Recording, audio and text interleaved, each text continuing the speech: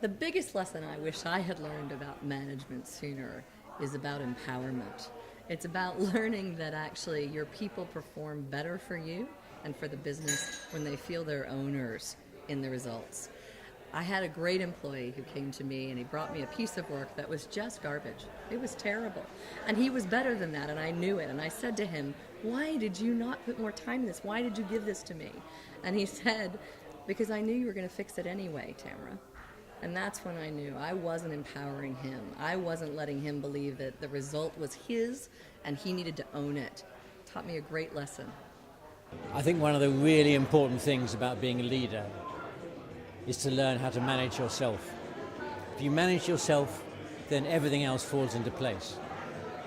People think about management being managing other people, but actually managing yourself first, whether it's your principles, your philosophy, your vision, your behavior, your ethics, your organization.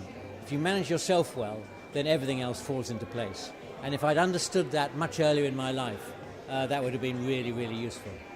I think a number of practical steps that managers can take to improve, finding training programs that really meet their needs and getting the support of their business in going on those training programs, masterclasses, seminars, whatever they might be, but also coupling that with kind of less structured stuff. So certainly at the club, we're all about bringing a peer group together to learn from each other, where there's no one selling to each other. It's all about how do we kind of bring people together with a shared interest in learning around a particular subject, or it could be a broad range of issues from entering a new market to dealing with some staff issues. So whatever it may be, learning from a peer group. It's really about understanding as a small firm that if you empower people, enable them to make decisions on your behalf, that's when you really get a multiplier effect and you get an organisation that's able to create value whether or not you're there to direct them.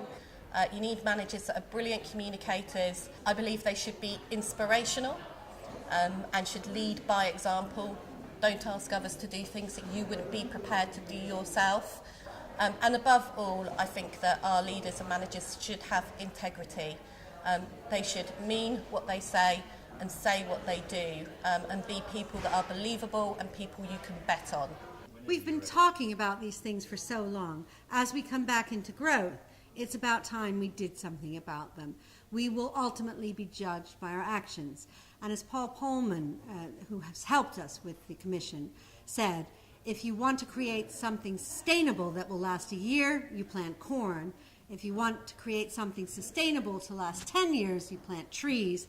If you want to create something sustainable to last 100 years, you plant leaders. The UK has to plant leaders. That's what we're aiming for.